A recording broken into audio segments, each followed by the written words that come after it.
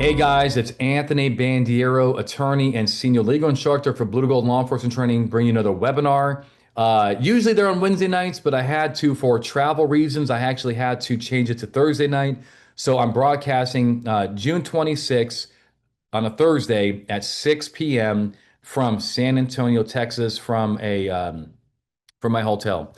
We have several hundred officers from around the country. They're on here, officers from California to New York, North Dakota to Texas, and we also have Alaska here. So we may actually have some foreign countries here too. Sometimes the feds show up to try to get their CLUs and so forth. All right, so again, Anthony Bandiero, former law enforcement officer, went to law school. The only reason I went to law school is to do what I'm doing here, okay? To train police officers around the country in making good case law. I'm glad that you guys are here.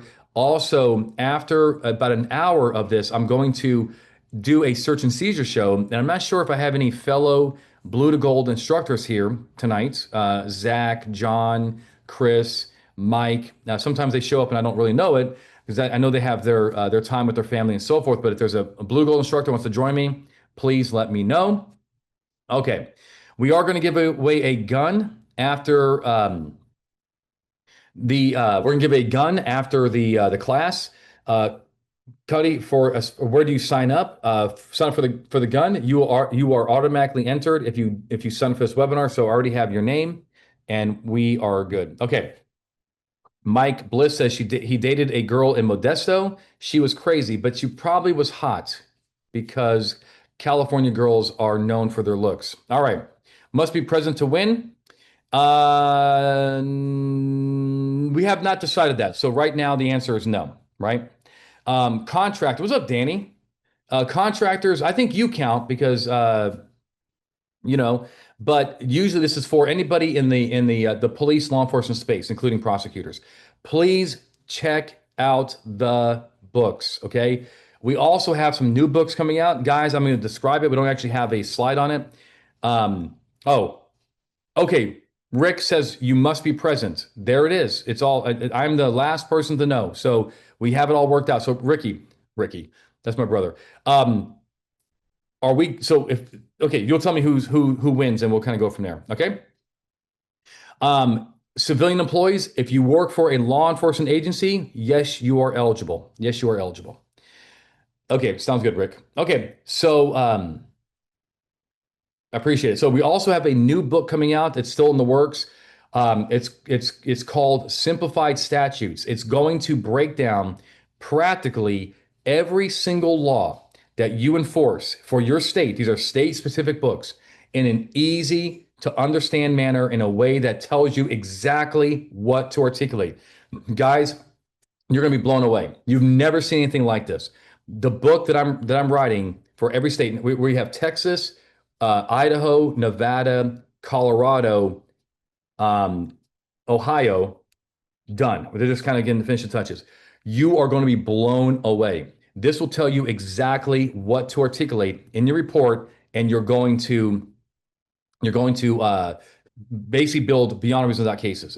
It's absolutely incredible.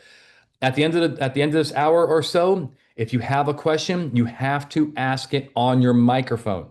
Okay. I'm not going to, the priority are the people who want to ask questions live on the air. You do not need a camera. A camera will not work anyway. All you have to do is just talk and let me answer your questions. All right. All right. Laws and agency SOPs might be more restrictive. If you have any doubts about what you're doing out there, push up the chain. And finally, I'm an attorney, but I'm not your attorney. So if I ever say anything in here and your attorney's like, you know what? That's not what I want to do here with my case or with my people. I want you to do this and this and this. Fine, they win. That's what they get paid for. We're going to talk about deception, warrantless entries, constructive possession. Let's get into this. Entries based on deception. That's a fundamental thing about undercover officers and so forth. Now, when I say undercover officers, of course, who do I mean? Your CIs. Rarely are officers being the undercover. It's too dangerous. They get burned pretty easily, and so instead it's going to be your undercover, right? It's going to be your CI, I mean. Now, the ultimate legal question when it comes to entering a home as an undercover is, hey, did your deception render their consent, right to enter, involuntary? Did you override their free will? And really, it comes down to three type of topics. Number one is the undercover officer. Number two is creating emergencies. And number three is the known officer rule. All right. When it comes to undercover officers, it's simple. Okay. Your undercover identity must match your conduct. This means that if you are going to go to a person's house to purchase narcotics, you get to do those things that are reasonably related to purchase narcotics. Justin, your first, Rick, you got the list going? Put Justin on the list. I think there's somebody else too. I think a civilian had one too. Okay, so if you are going to tell a CI or right to go and buy drugs at a house, you cannot tell them to do something that you could not have done yourself as an undercover officer. So, in a nutshell, if you enter a home as a drug buyer, then your invitation allows you to do only those things reasonably related to purchase narcotics. Let me give you an example. You go to a dealer's house to purchase heroin. He lets you in and tells you to wait in the living room. While he's away, you look under a couch cushion and you find a gun. Is that lawful?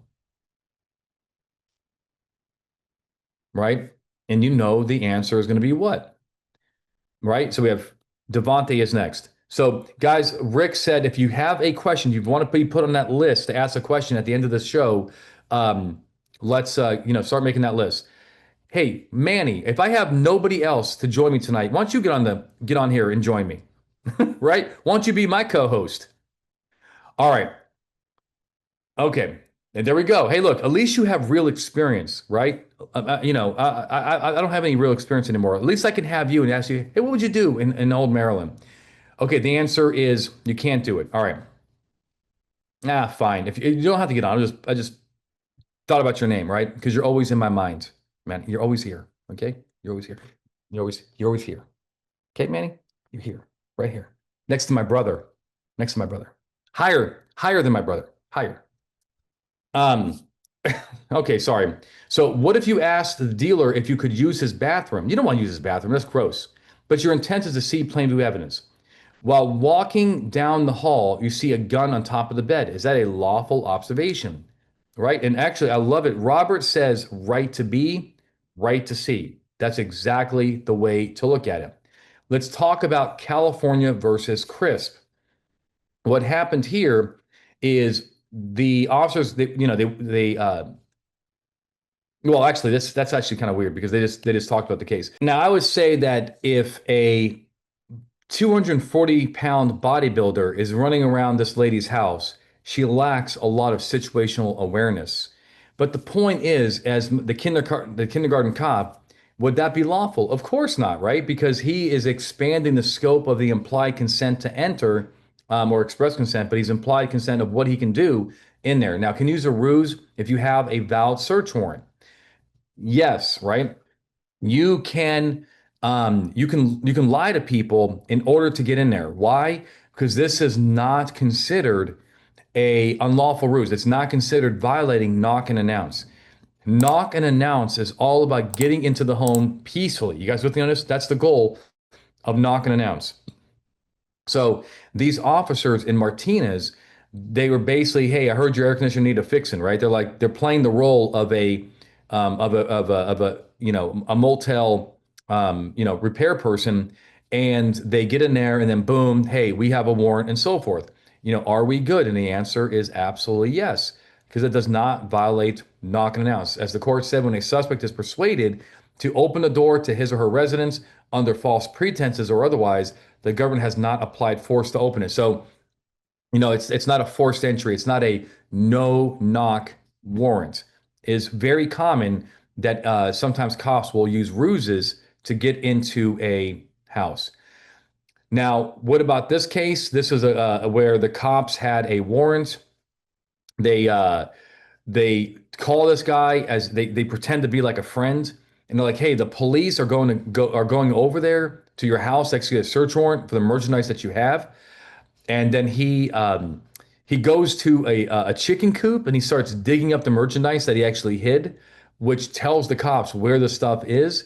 He complains about that, and the court said it was fine, right? You can use a ruse to get them out or in if you have a search warrant. Now, you cannot create a false emergency in order to make a consensual entry into a protected area. So what this means is you cannot make people feel like they don't have a choice, right? That they kind of like have to let you in. And so uh, here's this case involving the FBI. What they did was they heard that this Gonzalez guy um, had some child pornography on his computer, right? CSAM, child sexual assault material. And what they did is they went to his house and they said, "Hey, look, you allegedly you have a computer. Your IP address is sending malicious signals to our computers in Washington, D.C. And can we come in and fix it? We have the repair person with us. Well, the repair person is fake. It's an FBI agent. Fine. But they're like, oh, okay, come on in. And then they were looking, they were talking to him, and then the IT tech was um was actually looking for the child pornography. There's nothing to fix. This is all fake. Are we good here? Yes or no? Are we good? What do you guys think? Troy says no. Chris says no. Everybody says no. The answer is no, right? Because the point is that the court basically stated that this ruse made it almost seem like a national security emergency. Like you're making it seem like if he doesn't fix this, something bad will happen to our security infrastructure, and it was a false emergency. Okay. Officers lied and told apartment occupants there was a bomb planted in their building, and they then searched for the bomb and found evidence. This was all a lie. Okay, Justin doesn't like it. Troy doesn't like it. I got to tell you, Robert likes the creativity. Did we really need a circuit case for this? Right? I mean, at the end of the day, wasn't this kind of a dumb move? Like the creativity. Okay, at least who should have caught this, right? The prosecutor. The governments cannot, particularly when one is the ATF, state that we received an anonymous tip that there were bombs here, and our boss says we have to check it out. We should be especially cautious when this deception creates the impression that the defendant will be in physical danger if he or she refuses the consent to search. So probably not good. Armando says Armando says he was involved where he knows of one where the sergeant called the hotel room and said there was a fire. Um, Again, right? Yeah, that's awesome. Okay, so officers asked the apartment manager to tell the occupants she needed to inspect for a water leak. What do you guys think about this? Are we good there? Yes, no, no, no, yes, no, no, fine. Okay. The answer is no. Okay. The problem was that in other words, the ultimate question in these cases is, would this lie render their consent involuntary? Right? And Zach, it's not also just that they are a government agent, right? It's also that they asked this government agent to do something that they couldn't do, right? That makes sense, right? They asked the government agent to do something that they couldn't do. Now, real quick, AI makes me look weird, but this is what Rick wants. Teresa, please help me. And I'm not photogenic. I wish I could have a better AI, but the one thing that is cool is that um, the one thing is that all my training, all my search and seizure training, my traffic stops and criminal investigations, advanced search and seizure, all my webinars, everything is pre-recorded in a professional studio. Will you guys consider signing up for the real class, right? I am glad that I'm helping you out here. But this ain't enough, okay? You're not going to get the core doctrines that I teach on these webinars because I just do very isolated topics. Now, Trevor says, what is the standard for identifying something um, as an emergency? The standard is this: did your lie render their consent involuntary? Right? Um, right? Did your lie render their consent involuntary? Um, and so at the end of the day, people are not going to feel that they have a real choice to tell the manager of their apartment complex that they can't come in and stop a leak. Right? I think that makes sense, right? And so that's the issue. Now, known officers investigating crimes should not lie about their primary purpose in order to seek consent to enter a home. The slide's a little off, right? It's missing those. But this is I call this the known officer rule. This is what I call it. The known officer rule is where people kind of like when they know you're a cop, when they know you're a cop, you're not playing the role of an undercover, you're not, getting the manager to work. When you're a cop and they know you're a police officer, they actually have higher expectations of you. As this court has said, people inside their home have the right to expect that the government will act, when acting in its own name, will behave honorably, right? So there's some things that kind of cross the line that Gonzalez case with the child pornography, that may be another example of kind of what we're talking about here. So, what about this Wattsman case? What happened here is Chicago PD believed that this guy was involved in child pornography, right, possessing it, and they wanted to. I think they wanted to um, collaborate or cooperate. I mean, cooperate that the CI there was something in the room inside the house that they wanted to cooperate. And so whatever, but they got to get into this house. So they looked up the guy's records, and sure enough, he was a burglary victim like 2 years prior. So they went to him and said, "Hey, we think that we may have found your stolen property, but we need better descriptions, right? The ones you gave us 2 years ago, that's not enough. Can we come in and can we check and just confirm some of these descriptions? Well, while they're in there, leave Justin alone for God's sakes. Okay, Jesus. I mean, a guy misspells something and you won't let him go, huh? You just lockjaw. so they tell him, hey, we're just looking for a better description. We think we may have found your property and so forth. And the guy lets the cops in, right? While in there, they see evidence in plain view. Exactly, Mike. Without this funny story, the cops would not have been allowed entry. The court did not like it. It kind of overrode his consent and made it involuntary. Evidence suppressed.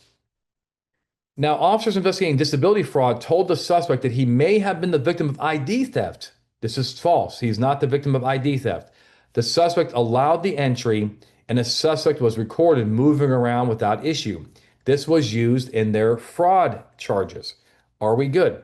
Now, he was not the victim of ID theft, right? Um, are we good? This is a lie, okay? And the answer is going to be no. This violates the known officer rule. The primary purpose that the cops are telling them why they're there is a blatant lie, and most people would really I'll come up with it. I'll go, Mike, I got you. And where is there's just it's a bold-faced lie. The person would not have allowed this. Remember, you're dealing with known officers. Okay.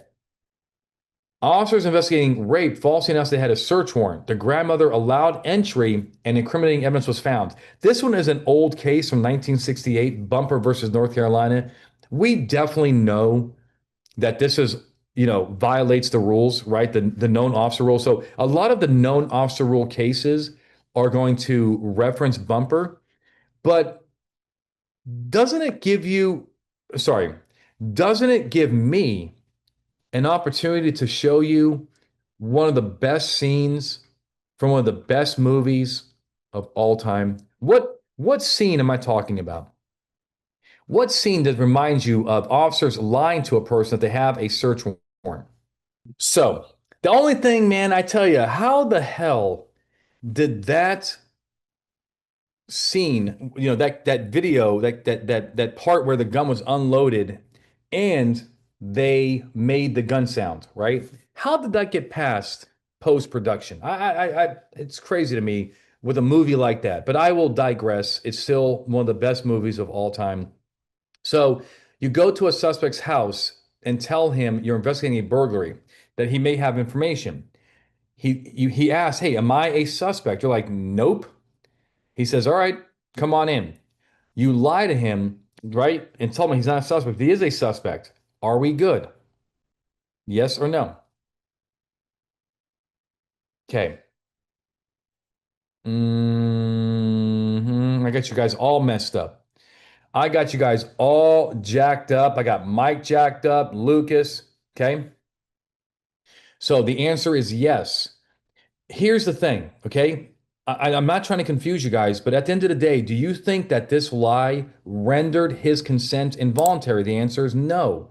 Because you can lie, you just can't, you shouldn't lie about your primary purpose. But of course, you can lie. But does he feel he has a choice? Okay, the answer is yes on that one. We're going to be fine, okay? It's just that those blatant lies that are just completely off the rails. Um, here's our next webinar schedule. We have bulletproof DUI reports next week. We have cat out of the bag searches. Rick, are you back? We really need to change this webinar to public um, search doctrine, right? The private search doctrine. Then we have Miranda and Beyond with Zach Miller. It's going to be good. We have a lot of things going on. So warrantless re-entries.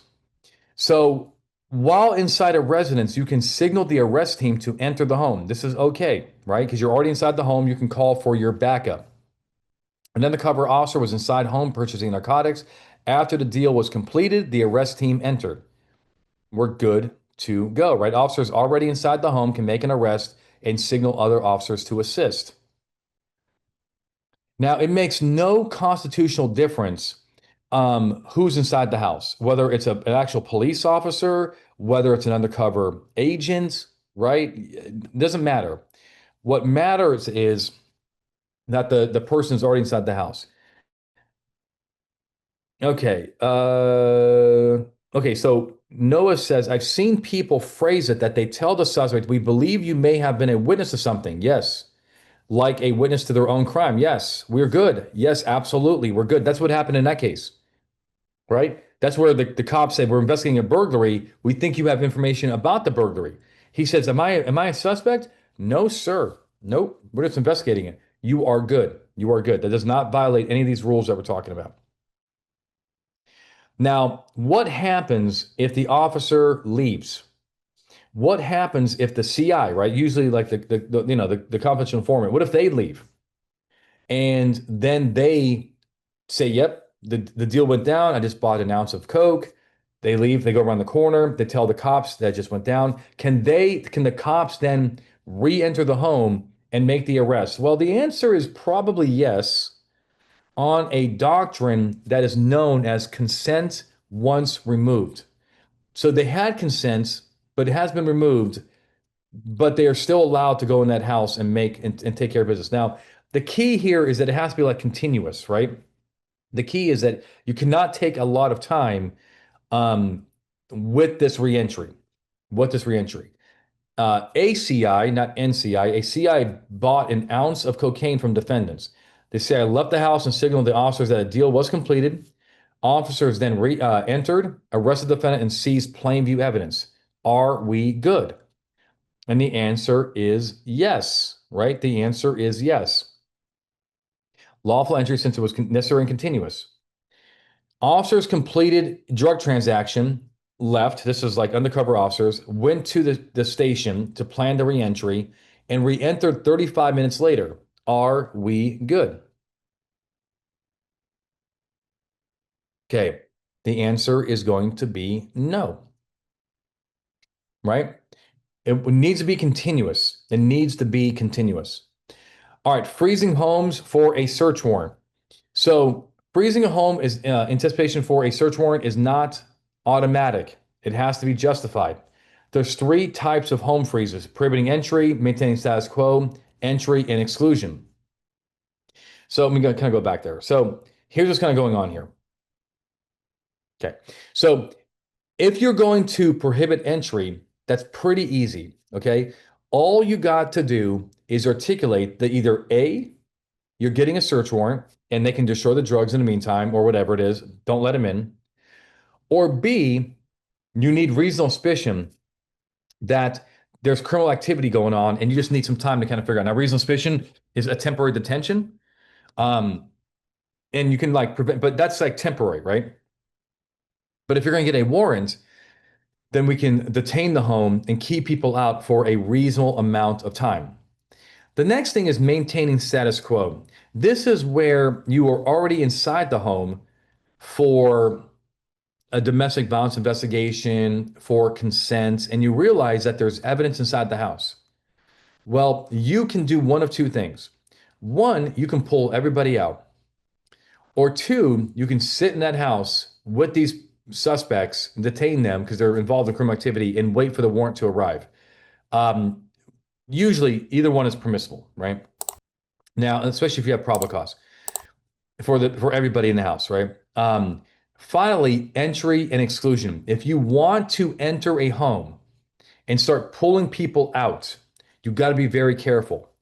Here's the problem. The problem is that there are a lot of officers out there that think that just because they have probable cause, that they are allowed to enter a home and start pulling people out. That is not the case, okay? You have to have agency that there's somebody in the house that could actually that could destroy the evidence, right? Not would, but could. And usually because they know that you're on to them, uh, they see you outside and you're doing your investigation. They run into the house to try to destroy something. So here is what you want for entry for destruction of evidence. Number one is you have clear probable cause that there's evidence inside the house. I say clear because you do not want to enter homes unless you are very solid footing. Having bare minimum PC probably is not advisable, especially if you use any kind of force. Number two, you need a search warrant to search for evidence. All we're talking about is pulling people out. We're not talking about looking for anything. You don't have the authority for that. Number three is you have reason to believe someone is home. And number four, you have reason that you have PC that the evidence will be destroyed in the meantime. There's a fair probability that if you do not go in, you'll lose your evidence. Ronald says, how would reasonable suspicion apply to arson investigations? I don't know. I mean, give me an example, but I mean, if you have an accelerant in there and you believe that this is arson, not accidental, well, while you're doing your investigation, it probably seems pretty reasonable to keep people from going into that scene to potentially mess with the evidence, right? But again, if you give me a fact pattern, that might help. Um, Flushing gasoline, maybe. So constructive possession. I want to talk about it's kind of related to undercover officers. A lot of undercover officers are trying to like, hey, how do we charge a particular person? We send in our confidential informant, they buy the narcotics, they leave. How do we pin that on this person? Well, to prove constructive possession, you must show that the defendant intentionally exercised dominion and control over the contraband. It is not a crime in any state. No, I'm sorry, Idaho's an exception. It's not a crime in most states to simply be around contraband. Instead, that's very suspicious, but instead you want to prove that not only were they around it, for example, it doesn't have to be around it, it can be somewhere else, but you have to prove that they had the intent to exercise dominion and control over the contraband, usually because they've done it in the past, right? So a customs delivered a heroin inside inside a package and a controlled delivery was conducted. Defendant answered the door and accepted a package. There was a fake name on the label. Minutes later, the cops entered the house because I guess like the beeper went off, like it indicated that the somebody in the house opened it. They entered it. They found that the defendant, the guy that answered the door, was in a totally different room. Not, he was in a different room. The door was closed type of situation and so forth. Now, is this a great case for constructive possession against the guy that answered the door? And the answer is no. Does he take the ride? Sure. He's in a confined space. He's in a house, apartment. He signed for a package without his name on it. I don't think there's a problem with the ride. The problem is the conviction. So Larry says, fire marshal holding the house for the investigative with PD on scene. Yeah, well, that's fine. Yeah, that's fine, right? You can definitely, if you're gonna look, that's status quo, right? If you want to hold it for a warrant, you can definitely do that. If you're already either keep them out, or if you want to pull them out, if you want to enter it, then you have to have a reason to believe that evidence may be destroyed. Now, acceptance of a package addressed to someone else is not enough. Again, the mere presence around contraband is not enough. But what about PC? These are usually not probable cause issues. They're beyond a reasonable doubt issues. Look at it this way. What if you were in a car that contained contraband in the trunk? You did not know there was contraband in the trunk, sincerely. Would that be enough to convict you of constructive possession? Then the answer is no. Okay. Maybe you have driven with somebody who had a cocaine problem. Maybe they worked on Wall Street and you didn't know this, right? Or maybe you have a family member that has a drug problem. You didn't know this, right? You're not picking up on it. And you were with them and there was drugs somewhere in that car and you got stopped. The cops lawfully found it, right? These aren't my pants. Would that be a good charge against you? No, it would not. The defendant set up a drug deal between a dealer and an undercover agent. Later, the dealer and defendant were arrested for possession. Now, the defendant is the middleman. He is the one setting up the drug deal. He's the one saying, meet me at the parking lot at 2 p.m.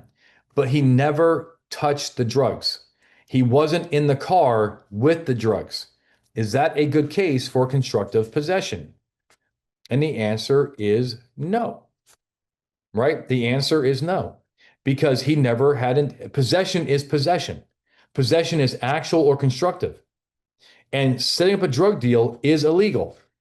It's a conspiracy, but it's not possession. Now, so does he go to jail? Yes. Does he walk on the other stuff? Yes. Okay. The key is to articulate how and why a reasonable person near the contraband would know the contraband was there and either previously possessed it or would in the future. That's what you are looking for. Trafficking amount of drugs were found in the trunk during a PC search. The car was rented by the driver. Only one small bag was in the passenger compartment. Both the driver and the passenger denied having a key to the trunk. The passenger was with the driver when the car was rented, and both gave conflicting travel plans. Are we good for the passenger? Yes, right? Exactly. There was enough circumstantial evidence to hold the passenger's conviction beyond a reasonable doubt. Major factors to prove constructive possession. For example, guilty mind evidence. They flee. They're highly nervous. They smells of plain view. You can smell the overwhelming odor of cat urine, indicative of methamphetamine or marijuana. Criminal history. They have a history of this type of crime or something that's similar and related, like theft and so forth, which is often often done with drugs. Arrest evidence, search, instant arrest. I don't do drugs, but then when you arrest me, you find drugs in my pocket. Okay, that's even though they're not my pants. They own the container. People will say things like, well, somebody must have put the drugs in my backpack. Okay, I have never been so lucky, so fortunate that I opened up my backpack one day and there's a high point in there with a obliterated serial number. I gotta tell you, I'm a little bougie with the guns. So is Rick. But I'll take a free high point. I'll take a free burner, okay? Because I'm not stupid. You never know when that will come into use. But it's never happened. Nobody's ever put drugs in my backpack. And when people say this, it's just dumb, okay? Nobody's giving their drugs away for free to somebody else, right? Arrest evidence owns the container, as I said, conflicting stories. These are all good indicators of illegal activity. Conflicting and abnormal travel plans are very good, right, to establish reasonable suspicion, especially during car stops. Let's see what people are saying here. All right. So was that a good case for constructive possession? Um, and of course, the answer is yes. But can you do me a favor? Tell me why, right? Why do you think that we can prove that this guy possessed, right? Remember, the cop is like saying that was in your possession. And the guy's like, no, that was not in my possession. The suspect is referring to what type of possession? Actual. The cop is referring to what kind of possession? Actual, right? Blake says, Your Honor, just look at him. Um, with arm's reach, keep going, guys. Now Blake, all kidding aside, does he look like an active drug user? The seating position right next to him. Prior use. Yep. Furtive movements. Keep going. No, that's a Georgia case. Oh, Justin, that's Georgia. Why are you saying it's a Maryland case? Or are you talking about what are you talking about? Maybe you're talking about something else. Uh, within reach. What else? Anything else? He's a poster child for reasonable suspicion. Probably. Manny says guilty mind. The name didn't come out. Active user, furtive movements within reach. Now, Manny is a student of blue to gold, so that's why you see that over articulation. How many teeth? Not enough. False information. Okay, let's see what I came up with. All right, so the clothes don't fit, right? If the clothes don't fit, you don't acquit. So is there an indicator that he has lost a lot of weight recently? The answer is yeah. He has no body fat. The ladder in the car. Why did I put the ladder in the car? Oh, Pringle. Yeah, Pringle. Thanks, Justin. You are smarter than me. You're talking about the constructive possession case. But can I tell you about but can I also remind people about Pringle? What happened in Pringle is basically four people went to jail because what was it? Stolen checks or something? Justin, was that what it was? Something like stolen checks. I don't think it was drugs. I would think it was checks. But anyway, but people, they all went to they all four went to jail, right? And Pringle says you can't put that on me because you have to tie. It wasn't in my direct possession. And the court said, okay, Justin says cocaine. Okay, good. In the glove box or whatever it was. And so they all go to jail, and the Supreme Court upholds it as constructive possession. But just so you know, if that's all they had, Pringle would walk, right? Pringle would walk. And they made that clear. It wasn't like it was a beyond reasonable doubt case. It was just that being around it is very suspicious. On probation, lied, no shirt, maybe overheating. The cop can see in the car, he can see the furtive movements. The wife had the same drugs. What's that saying that people always say? Birds of a feather, smoke crack together. Lack of hygiene, that's that like lack of self-care and so forth. All right, major takeaways. Undercovers, your identity must match your conduct. If you're a known officer, do not lie about your primary purpose. That is the best way I can summarize the known officer rule. If they know you're a police officer and you want to get into the house, if you want to get into the house, you should not lie about your primary purpose or just be generic about it. Can I come in? And then you kind of go from there. Constructive possession, articulate dominion and control.